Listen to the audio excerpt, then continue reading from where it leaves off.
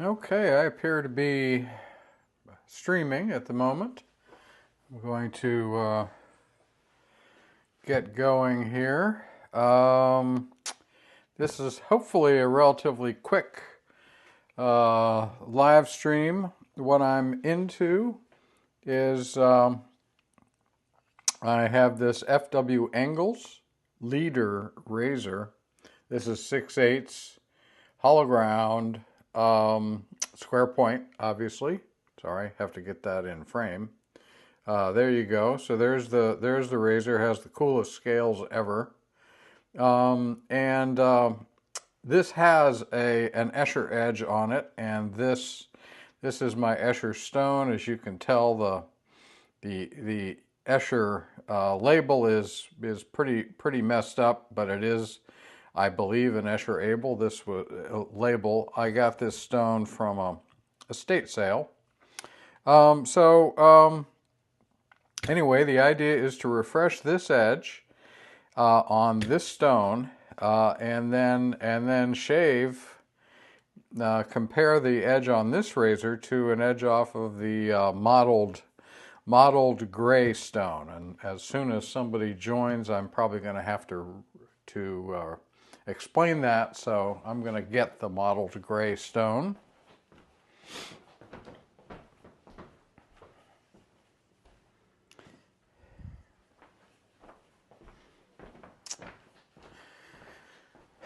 All right, so in the event nobody joins, here is the mottled gray, Vermont Mottled Grey sharpening stone, honing stone, whatever. So I'm going to put that aside. I'm going to get going here.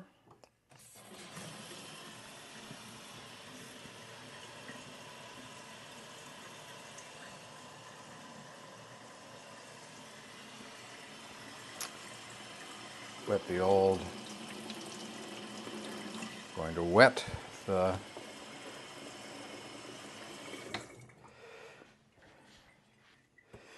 Escher. Going to raise I don't have a slurry stone for this Escher. Again, this didn't come from a dealer. It came from an estate. So you take what you can get. So I'm going to raise a slurry with this extra fine little DMT finger stone. This is so heavily used, there's barely any diamond abrasive left. And what is there has splintered and worn down, so not a lot of stuff. But what I'm going to do is raise a pretty good slurry, and then knock the edge back. This is I honed this razor on this stone back in May, so 6 months ago certainly, and it's been used quite a bit. This is a cool razor, so I've used it a fair amount. So I want to compare a fresh Escher edge to a fresh Vermont Mottled Grey edge to see how close they are. I suspect what I'm going to find, but I don't know, but I suspect what I'm going to find is that the Escher is a little bit softer in feel, but we will see. And if they're close, these Vermont stones that I have would be a very inexpensive alternative to something like this, which, while I didn't pay a lot for this, I mean, I didn't pay nothing for this, but had I purchased this from a dealer, it would have been much more expensive, being a named stone. So we're just gonna knock back the edge using the slurry. This is a little 2x6 stone. For finishing, That is okay. Sorry, I'm still getting over a cold. As you get older, it takes much longer, apparently, at least for me, to get over even the smallest of things. So if you hear me clearing my throat or sniffling, that's what that's about.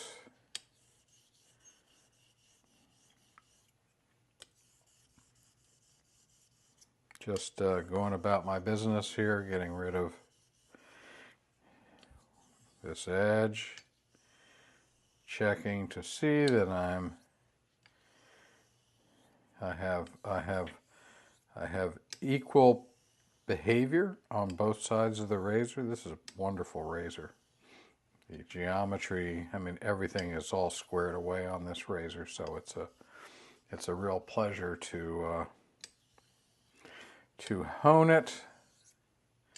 You don't have to worry about manipulating the razor on the stone. You can just enjoy the feel.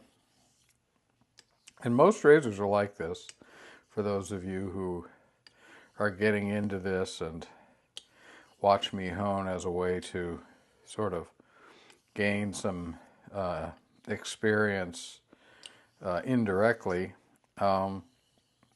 If you get a razor that's squared away, that lies flat on each side without any kind of manipulation, that's what you want. That allows you to focus on just the on just the feel of sharpening. And with a razor, as I've said before, because you don't have to worry about setting an angle the way you would with a knife, you can get up to speed on the feel very quickly. I mean, you have to pay attention to it, but you can, which is kind of why I advocate trying to do equal work to both sides, but not obsessing about that. Obsess about how it feels, and pretty soon you'll realize that you can do equal work to both sides based on your observations and your how the edge feels, and it's more fun. At least I think it's more fun. Okay, I'm really upping the. I want to make sure that in this stage of the honing that I'm really getting this edge pushed back before we go and finish it, because once I get to the finishing, this shouldn't take too long.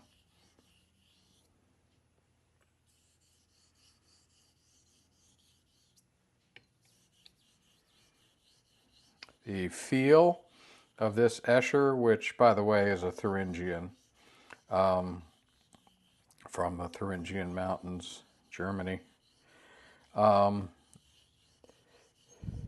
Absolutely incredible feel. Definitely softer, more velvety, luxurious feel than the Vermont Grey. And the Vermont Grey feels good, but I'm not saying that this is a night and day kind of comparison. But the feel of this stone is luxurious, and it's got a softer, finer feel to the surface than the Vermont slate does.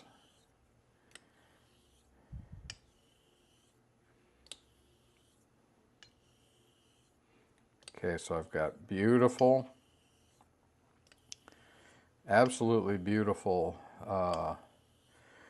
flow of the slurry over the edge as I'm doing X strokes here to equalize the edge.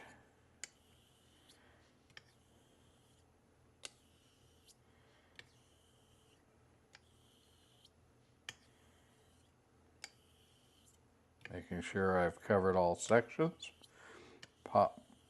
correctly here. Lots of reps, but one of the nice things about using slurry is that it tends to keep the edge nice and pristine. I've shown you that in many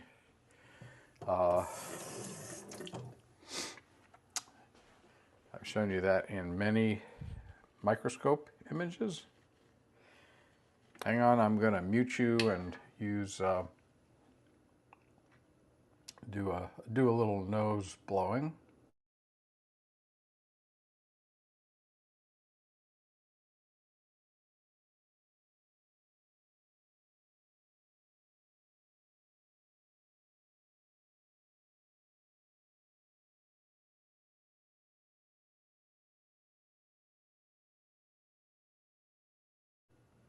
Okay, feeling a little better there. Let's water this down. What I'm going to do is move to a misty slurry. So I just watered the original slurry down.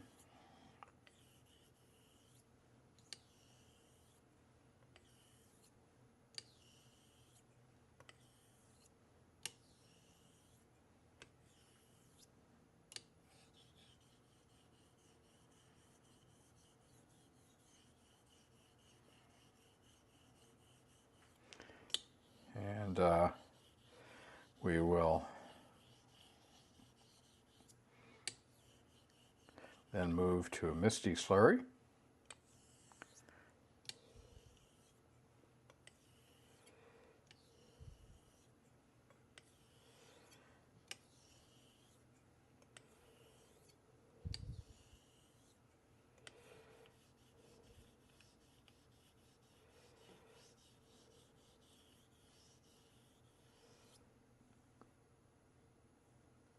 Make sure I'm not dislodging any particles here. That's a thing with natural stones. Occasionally it happens.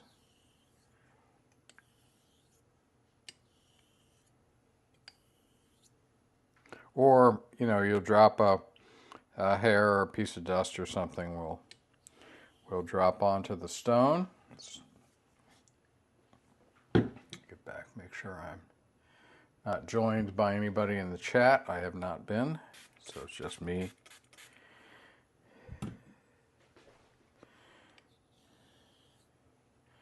It's let's see, what day is it? It's Saturday, November 15th, 2025, and it's about 2 p.m. Eastern Standard Time, so 2 p.m. in the afternoon. On a weekend, I think everybody has something better to do, I hope, than watch me go back and forth on a stone. But I'll leave this up so you can watch it later. All right, I think it could be time to see how we're progressing here. We should have a good edge. In packing peanut terms, we should have a good edge. If not, we've got work to do. Nope, we have good edge. So I'm going to continue on this journey, taking my time. I could do this much faster, but why? Why bother? You can speed through the video. So I can just take my time, enjoy the sensation.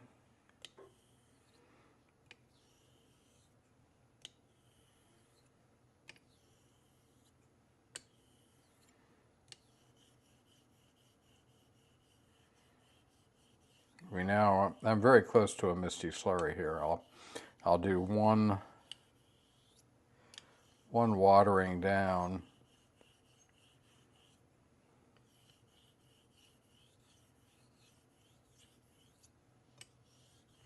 One more watering down, and then a soapy water finish.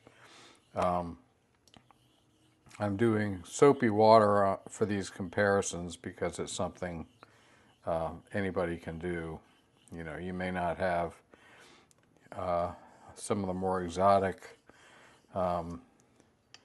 solutions that I use and others use to push the edge at the end here. And I think pushing the edges on these stones is learning to do that is pretty important. It's a way to learn how to get the most out of each stone.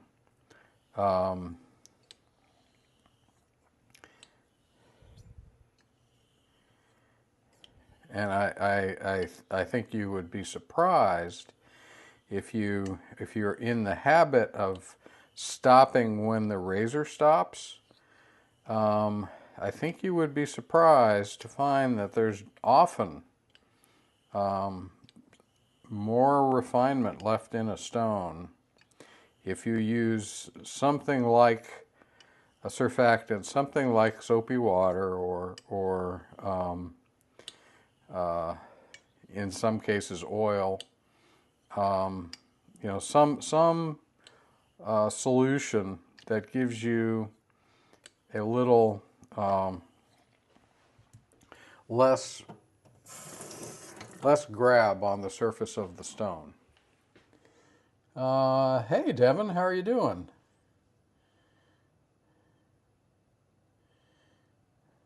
Oh, yeah, well, so, yeah, I know what you mean. I know what you mean about developing a situation for sharpening. So this was developed, this setup was developed about 15 years ago. Really more like 12 years ago. So when I started with whetstones, I started with a sink bridge. So you know, I have a sink like most people do that you can put a sink bridge on. Actually, I was working somewhere else, but I started with a sink bridge, and for onesie twosie knives, that was really fine. That was no problem. But as I started doing more and more, especially as I started providing sharpening as a service, and had to do multiple knives in a shorter period of time, had to become efficient, then I realized I've got to get the stones to the right height. And of course I was collecting gear as I went, and so I had I have no idea how many of these stone holders I've had. I probably have a pile of them somewhere. This is one that doesn't rust. This Nanawa doesn't rust. It's a stainless steel one. Anyway, I got to this solution because it puts the stone at a height that allows me to stand here for hours and sharpen. So that ergonomically, this is what works for me. I mean, it's a goofy setup. It's certainly not one that I would recommend, but I cobbled it together and I have never changed it. Now, when I use soakers, when I use stones that are soakers, I have a bin that I use that I put over in this direction that contains the stones, a big bin full of water. And then instead of the baking pan, I have a plastic a plastic pan that's about this high, and I fill that with water, and then the sink bridge goes over that, and the stone goes on the sink bridge. And then as I'm sharpening, I can simply put my hand in the water and keep the surface of the stone wet. So it's worth it. I've been following your what am I doing there? I've been following your videos on coming up with a you know, an arrangement for you, and it makes a difference. If you find one that works for you, the chances are you won't change it. And you know, this one, as I said, I've been using this method for a very long time. So what I'm into here is F.W Engels razor. This razor has had an Escher edge on it. All I'm doing is refreshing this razor on my Escher. I don't want to turn it over because it has a misty slurry on it. I'm actually at the final stages, I think. And so I'm refreshing the edge on this razor. It's had a number of shaves. I'm refreshing it so I can compare it to the edge on this stone. This is the mottled gray Vermont slate. So when I use the edge off this stone, I said it was Thuringian or Escher-like, and so I thought, well, it'll be interesting to see before I send that stone back. It'd be interesting to see how close they are. The sharpening experience on a Thuringian is a little different than on that Vermont slate, a little more velvety. Feeling, feedback is different, but you know, we'll see. So I have a misty slurry on there. I'm going to leave that, keep the edge nice and soft. And now I'm going to push it with a soapy water. I was mentioning when you joined that I've been using soapy water because it's something everybody can use. You know, you can create this in a variety of ways. You can take soap, dish soap, and put that on there, and then add water. This is just a solution of I don't know what the percentages are, but it's water and soap, dish soap. And so now the surface is a dish soap solution, very thin dish soap solution with a very misty slurry, and the whole feel of the edge on the stone has changed dramatically. There's a glass-like feel to the surface, whereas before there was kind of a velvet feel. Now there's a beautiful, smooth glass-like feel, and I can use that and the slurry. I think this misty slurry thing helps to really keep the very apex nice and regular. It helps to, especially on these strokes, these X strokes. I think running the edge through a misty slurry really helps, because the apex is tiny. The apex is in the you know, multiple micron range, and so you know, the particles are in that range too. So it isn't going to hurt to have them clean up that shape.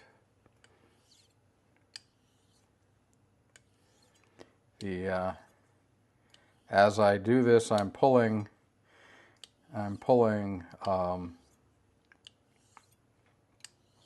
soapy water off the stone, and so now I have just a thin layer of soap on here, which I'm using to polish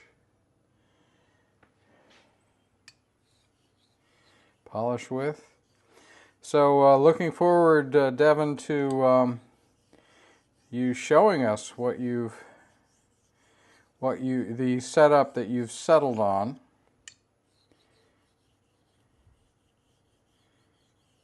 Okay, I think we could be done here. I'm gonna I'm going to go with just a little bit more water, thin this out. Mentioned earlier, I'm taking much more time than I need to on this, just because I'm enjoying it mostly.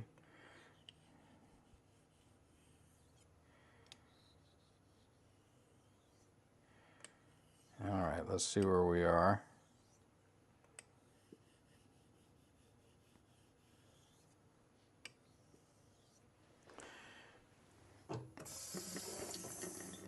Now at this point, I'm expecting the test to be excellent. And if it's not, we're going to go back and do some more.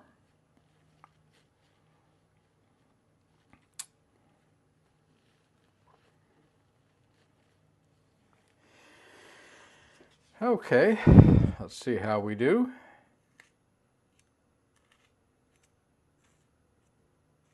Yeah, so this is all pushing into the cloud here. That's really, really good. Yeah, that's ultra sharp. So we're going to call this done. That's really nice. It's just absolutely excellent edge. And pushing, I mentioned earlier, pushing is the key to really, really getting the most out of each stone. Let's see here. Yeah, so you'll post on Instagram or something, or maybe your post section of your YouTube channel, something like that. That'd be good to see. That'd be good to see, Devin. All right, well, I'm done. So I'm gonna cut this off and leave it up. Thanks for joining me, Devin. I really appreciate that. I'm looking forward to seeing those photos. And I've already shaved. It's 2 in the afternoon here in Maryland. So I've already shaved this morning. And so I'll do the comparison shave probably on Sunday morning, Sunday the 16th of November. All right. Thanks very much.